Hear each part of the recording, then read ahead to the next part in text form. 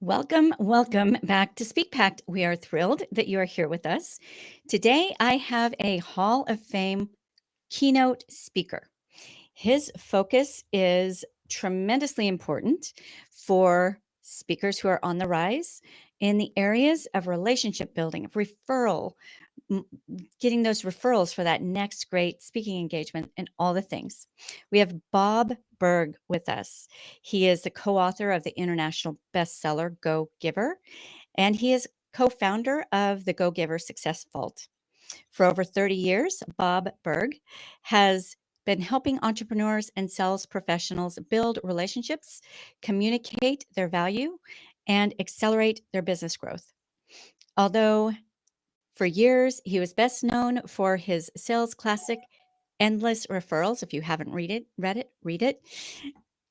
It's his business parable, The Go Giver, that he co-authored with John David Mann that has created a worldwide movement. And I'm super excited to get into that.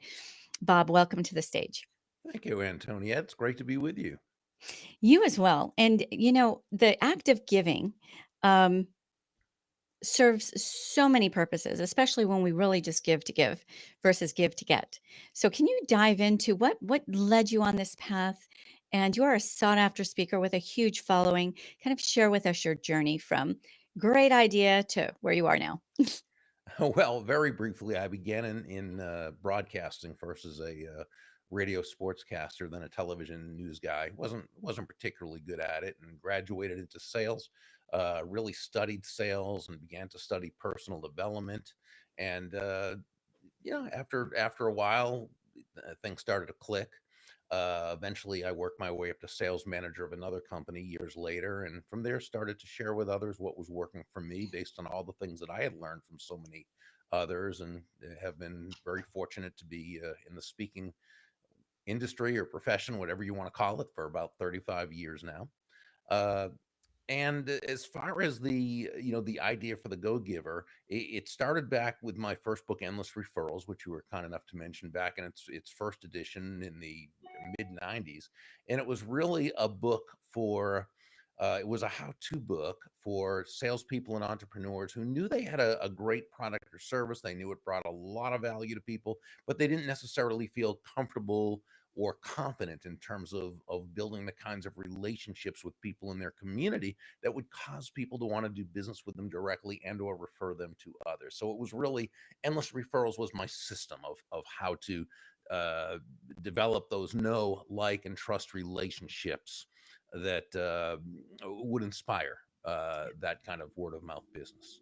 Uh, but I'd always loved reading parables since I'd been in sales, starting with Ogmandino's Greatest Salesman in the World to The Richest Man in Babylon to then, you had Spencer Johnson and Ken Blanchard's 1 Minute series. Now, of course, there's so many people who write great parables that I always enjoy. But so I thought, wouldn't it be great if we could take the basic premise of Endless Referrals, which was, and this is sort of, I guess, if there's one saying I've somewhat been known for over the years, it's that all things being equal, people will do business with and refer business to those people they know, like, and trust. If we could take the basic premise and turn it into a parable, the challenge is, or was, while I can tell a story from stage, they're true stories. That's different from writing a parable, which by nature, although it's always based on principles, it's a story. It's a fictional story, and I knew that was not in my strength zone. Fortunately, I met John David Mann, who was editor in chief of a magazine I was writing a monthly column for. This was back in the early 2000s, and John, even back then, had a fantastic, wonderful reputation. Turned out to be a great guy, very high character, and I thought, oh man, this guy could work wonders with this. And I asked John if he would be interested in taking a look at this, and fortunately, he said yes. And we wrote the parable. Though when I say we did, really, it was John's magnificent writing that made this thing sing, uh, and finished that probably in 3 months. However, it was after going through 24 rejections over the next year from New York publishing houses that finally the 25th one, Portfolio, an imprint of Penguin Random House, finally said yes. And they've been a wonderful publishing partner to work with, and now we've had a few books as offshoots of the series, and it's been a fun journey. That's really interesting because you had endless referrals. So you had the track record Mhm. already, but I love that you brought in the whole concept of tenacity. You could have given up on try 10 and just thought nobody wants this, I'm going to go a different direction. You guys tried, you kept at it. And I think that's a really good lesson for speakers and authors alike. Oh yeah, the speaking business, it's a business like anything else, and that which means it's sales. It's selling your speaking engagement. Now, if you come into and I know you work with a lot of professionals, people who are already very, very successful, and now they want to speak. And if you're a celebrity, yeah, it's probably not going to be a real difficult thing. But if you're a mortal like the rest of us, right? It doesn't matter how good you did, how well you did in business, or how good you did in business, or gooder you did in business. It's a business like anything else, which means you have to have a system for the business, for the sales aspect, for the delivery aspect. The easiest part is the speech. The most difficult thing is getting the gig in the first place, and it does take a lot of tenacity. And you're gonna, like any sales, you're gonna get a lot of no's before you get the yes. But that's part of it. And as long as you understand that, as long as you go in understanding that, it's going to be okay. I think, like any kind of sales, and the same with people who want to be professional speakers, it's not the no's that stop them. It's thinking they're the only ones getting all the no's that stops them, I right? love that you made that distinction because you don't become a Hall of Fame speaker waiting for someone else to build your business for you. Right. You've gotta put in the elbow grease right alongside, and you have to have that tenacity. Just quick little side note, I recently brought on kind of an emerging voice, and one of their complaints was that their assistant, we always work with their Mhm. assistant as well as them, had to, leave 10 voicemails that week. I'm like, "Great. That's actually a really good," but they were looking at it as a negative. It's Right. actually the way it goes, right? Shoot for That's 15, 20, 25. Yes. Amen. And so even after you've reached the heights that you've reached as a speaker and the notoriety through the work that you do and the go-giver work that you do, and you have a huge following, do you still find that if you want a certain number of engagements every single month and you want to know you can count on that in your calendar today and 6 months from now, do you still do some outbound outreach, or do you ever get to the point where you just can kind of sit back and it all comes to you? Well, so I'm 67 years old now. Uh, I'm not retired, but I'm not traveling anymore to speak, so I'm not Ah, getting on interesting. airplanes. Yeah, Okay. so I kind of last couple of years stopped doing that, and I for I guess 35 years I've been speaking, whatever it is, and I've been honored to have this profession and be Yeah. able to make a living doing it. But I never liked the travel, not even when travel was fun. And now it's more fun than Right. ever, right? And so, But let's say in your last 10 years, you'd really yeah, no, but cut. Yeah, go ahead. no, right, but just an answer to your question, yeah, when I was still, wanting to do X amount of engagements a year, sure, I did lots of outbound and got lots of no's. Mhm. Sometimes they just weren't, it wasn't a fit. Sometimes they'd already had their speaker. Sometimes they wanted another speaker. Sometimes my fee was just too high. A lot of times it was. So yeah, that's just how it is. I don't know if you've ever heard of my friends Andrea Waltz and Richard Fenton. I They don't wrote think so. the book called "Go for No," and the subtitle is it's a business parable, like the Go Mm. Giver.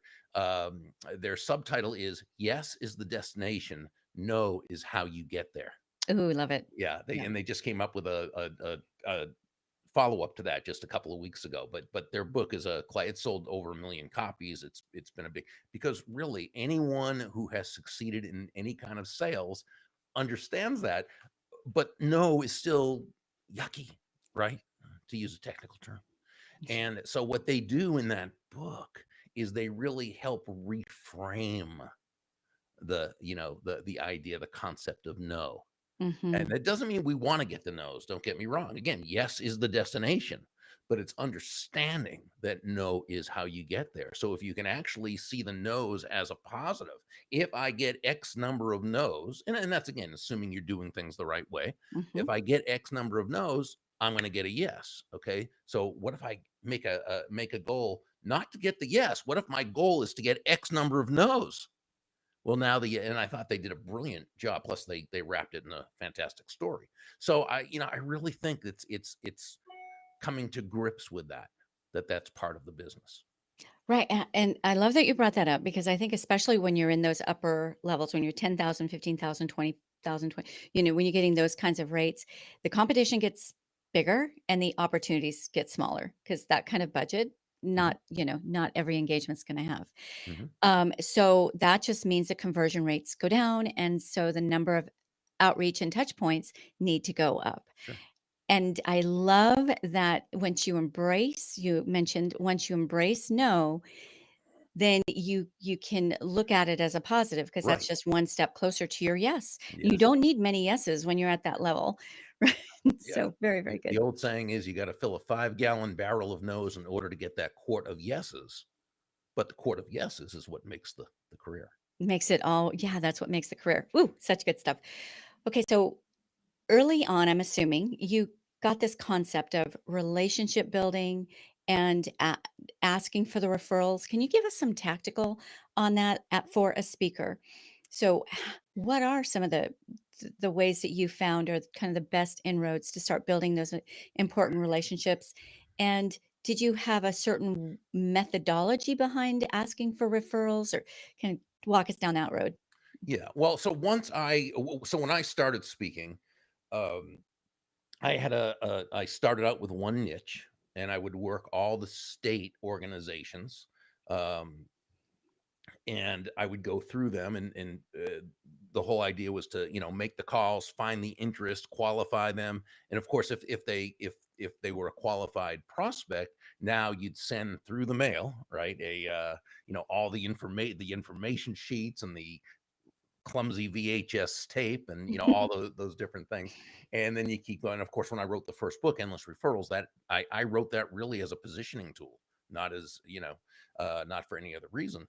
And so you'd get an engagement, and then the idea was to leverage that engagement, do a great job, and then ask for the referral. Okay. And typically the way I ask for referrals is just like I would counsel anybody in sales to ask for the referrals is to kind of lead in with a bridge phrase such as, Dave, is more and more of my business is now through referrals and introductions from my clients or through more and more of my business is now through referrals and introductions. I find it's helpful to partner with my friends and clients such as you. Can we take a few quick minutes and run past the names of some other people I might also be able to help? Now, in this case, I'd say some of your colleagues in the other state associations I might be able to help. Okay. So, first, what I'm doing there is getting the buy in Yeah, instead of just going right out and asking, I'm first getting the buy-in. So again, as more and more of my business is now through referrals and introductions, I find it's helpful to partner with my clients and friends such as you. And then the key line here is, can we take a few quick minutes and run past the names of some and again, I would say some of your colleagues in the other state associations, who I might be able to help. And I say might because I always want to give that out or back door so that they feel confident that when I call, I'm not going to come on too strong and that and so forth. So you always want to give the out or back door. Now, if they say, well, yeah, we did a great job for us, that would be fine. So now I'm going to so in this case I might ask for certain states that maybe I had contacted so and so. I'd say, do you know Martha Sprzinski, the association of blah blah blah blah in oh, so you do Pennsylvania? some homework. Yeah. Right. Yeah, oh sure. And then if they do, why, I had contacted her about 6 months ago. I'm wondering if whatever. So again, that would just depend upon um what your goal is and how you would want to meet that person. If you haven't met those other people, you want to try to get them to think of specific people who, and so instead of just saying maybe some of your colleagues and other might, who are some of the colleagues in the other state associations who you are particularly close to or good friends with? Okay, because now instead of them having to go through a whole thing where they can't identify someone, now they're thinking, oh, well, I'm really good friends with Joe Johnson and Martha, Harris, and blah blah blah blah. I sat next to them at the last, whatever. And so now they can, and then I might just say something like, if you'd feel comfortable doing so, would you? And then I would ask for the introduction or what. Hmm. Oh, so good. Okay. And I really appreciate your humbleness that you started off locally and with associations, right? There is a sector of speakers, especially newer ones, not always, who they don't want associations because generally they don't have the bigger budgets. Sometimes they do, but generally they don't have the bigger budgets, and it might feel like too low hanging of fruit. But I always look at the audience, like who's going to be in that audience that's going to give Right. me those higher paid engagements. And associations are incredibly powerful in that way.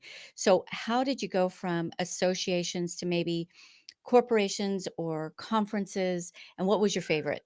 So my goal was always to go when I'd work a horizontal market like a state association, whether it was independent insurance agents or realtors or whatever it happened to be at the time when I was first starting.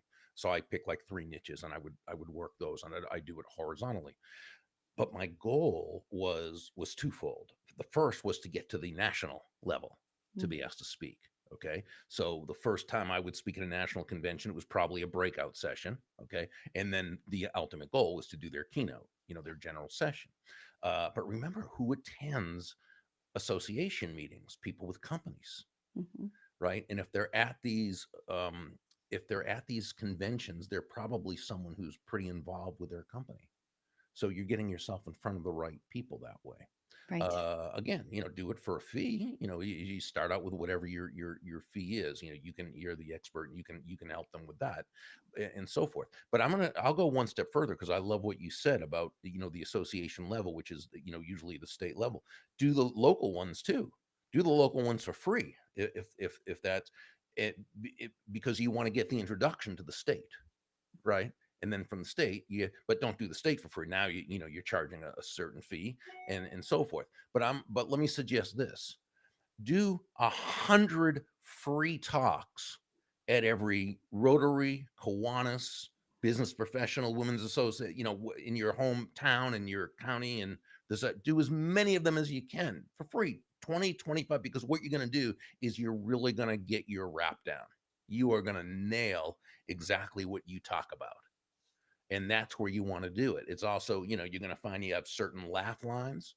And so, something you just kind of came up with and they laugh and say, okay, I might have something there. So use it the next time, see if it gets the same laugh or if there was something. This is where you can, and you're doing it for free. So there's no pressure. And this is where you're going to have, this is where you're going to start to get a little bit better every single time. Now, you can also, if you have a coaching service, you can also at the very end of that 20 minutes before you give your signature story, which you should end with a signature story, not with a sales commercial, but the little commercial can be, I'm often asked if I do one-on-one and small group coaching. I do. I take on a limited number of clients. If you'd be interested in discussing such, and then what you do is you don't say, here's my card, because you don't want they're not going to do anything with it. You say, take out your card, okay, and write on the back of it, um, coaching or something like that, and then come bring it up to me before you leave, and either myself or someone from my office will call you to have Ooh. uh, a fact finding discussion. Boom. Ooh, because that's really that's real motivation, right? Yeah, No, I and definitely want Bob Burg. I'm gonna take out my card, write my note, and bring it up there. right, and then they're Yeah. bringing it there, Yeah. right? And then what you want to do is then end with your signature story. Okay, so you don't end with the sale. Do your sale, and make it quick, brief, powerful, just like that. Um, and then have a signature story that you end. And this is a great time to practice that signature story, because it's always going to be the same one, whether you're speaking for free at a Kiwanis or whether you're speaking in front of 15,000 people at the National Association of Widget Dealers. And the more times you share that story, the more comfortable you're going to get with it. So it's all great practice. Okay, so call of you deliver the con so there's intro deliver the content, and then do the call to action and end with And that signature memorable story, that signature memorable, story. uplifting signatures. Exactly. Yeah, I love that. Okay. And I also really appreciate your humility, right? To do quote unquote free talks. But if you do it right, tell me if you agree with this or if you have further notes on this. I still always invoice. Let's say you're a $10,000 speaker. I would still invoice at the $10,000 and then line items, some of the things that were agreed to. They'll introduce you if you knock their socks off like you know you will. They'll introduce you to three of their colleagues. I don't know, maybe give you a book signing, whatever it might be. And then I come down to zero or to their budget. But number one, I want to implant that you are an elevated speaker, right? So your keynote material, but then I also really want to build in that law of reciprocity because then they're all too happy to enthusiastically introduce you because you just delivered at a high level, came down to their budget or even free. Yeah, I mean, first of all, I think that's always a great idea. You always want to put value to it. Now, my feeling was always if it was a civic group or club, they weren't paying anybody anyway, and you kind of knew that was just a sort of thing. However, and you bring up a really important point. You do need to realize that to the degree they pay you, that's the degree they're gonna like treat you. And so don't be surprised, but make sure you're real humble when you go there because you're not going to have any kind of special treatment if that's what you want or whatever. You get treated much better when you're getting $25,000 than when you're getting nothing. Mm. Okay. And so just to know that. So just know you're doing this to give the speech and practice. And of course, you may get some coaching clients if that's what you want to do. But yeah, I love your idea. Now, we always did something like that if we were doing for whatever reason. Now, and I'll just tell you, I'm not a big believer in doing, talks for free when you should be paid. Mhm. But there are times that it's appropriate. Okay. So, for example, when it's not appropriate is when someone asks you to do a talk and says, well, we don't have a budget to pay you, but you'll get exposure. Okay. Run from that because exposure plus, what is it, $3 now will get you a cup of coffee Right. sometimes. Okay. Now, on the other hand, if you're wanting to do it for positioning purposes, because you recognize that there are people there that you want seeing you, um, whether or not they say they have a budget isn't the thing. They have a budget for that which they want, but they may already have chosen their speaker. Or who knows what happened? But here's my thought about that. If you're gonna speak for free, you do it out of strength, not out of weakness. Okay. So in other words, if you feel there's a legitimate reason for you to do it for free. But then I would always do what you suggested. You write it up. You let them know that it would normally be whatever it is, 5,000 or 10,000, whatever it is you getting.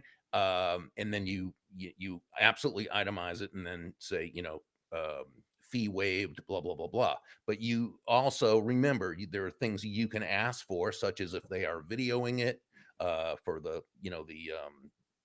footage.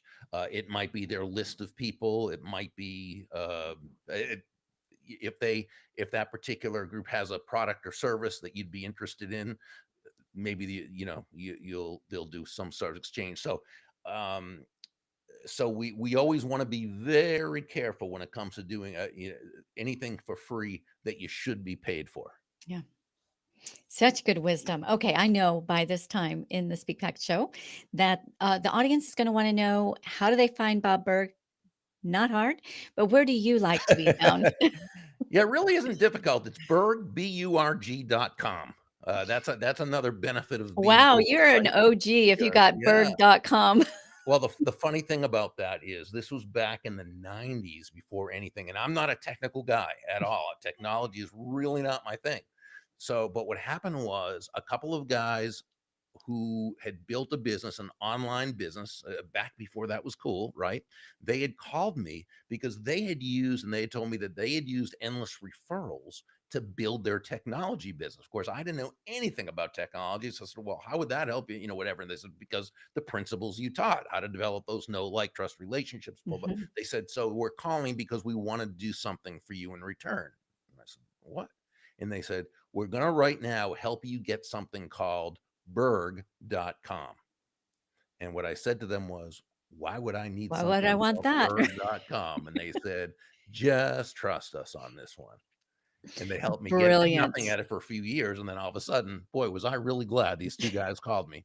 And they turned out Oh to be great gosh, company. yeah, if only we knew in the 90s. It's so true. I love that. Okay, Bob, you know my signature question at the end of the Speak Pack show, and that is really to solidify that we are on a collective pact to make the greatest and broadest impact with the power of our voices as possible. So, what would you today tell the Bob Burg of 30 years ago that might have made this process go a little bit faster, a little bit different? You had an incredible career. You have an incredible career. But what are some of those tactical strategies that you kind of wish you knew back then? I think it's just simply understanding that when we can, and this is really the premise of the Go Giver, that when you can shift your focus from getting to giving. And when we say giving in this context, we simply mean constantly and consistently providing immense value to others. Understand that doing so is not only um, a more fulfilling way of conducting business, it is the most financially profitable way as well. Okay. And Mhm. not for any kind of woo woo, way out there, magical, mystical type of reasons. No, it's human nature. When you're that person who can take your focus off yourself and place it on the other person, on discovering their needs, their wants, their desires, understanding and helping them solve their problems, moving them closer to happiness, people feel good. They feel great about you. And they do because they want to get to know you. They like you. They trust you. And just like I used to say to when I used to speak at sales conferences, and the first thing I'd say is nobody's going to buy from you because you have a quota to meet, right? They're not going to buy from you because you need the money, you have a sales goal, or because you're a nice person. They're going to buy from you because they believe that they will be better off by doing so than by not doing so. As a speaker, what you've got to realize is no one's hiring a speaker. What they're hiring is somebody with the wisdom to help move them or their organization from where they are now to where they want to be. So by suggestion, I'm sure you teach this very same thing, and that is don't make it about you. It's all about them. And to the degree that we recognize and embrace that, that's the degree that we can have a very successful speaking career. Key. Go out. I'm assuming you're on Amazon. Get the Go Giver book series, right? Yeah. Join the community. But this is completely key. It overcomes so many otherwise obstacles for speakers. You can't have the jitters when you're there for other people. You only have the jitters when you're thinking, is it my hair in place? Like you're thinking about yourself.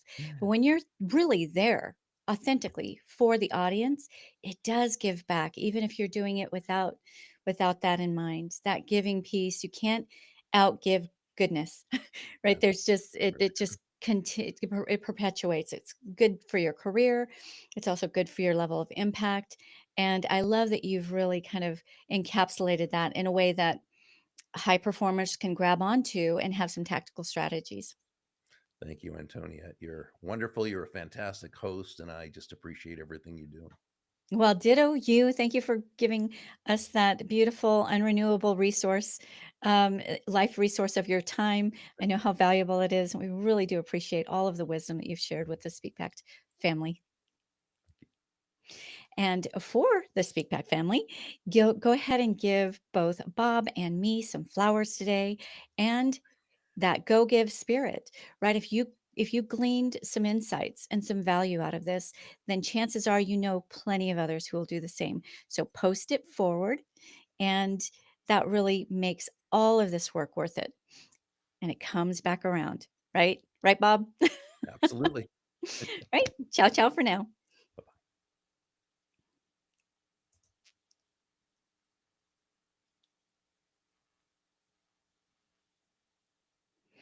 Okay, such a good interview. Thank you. I could have gone. I could have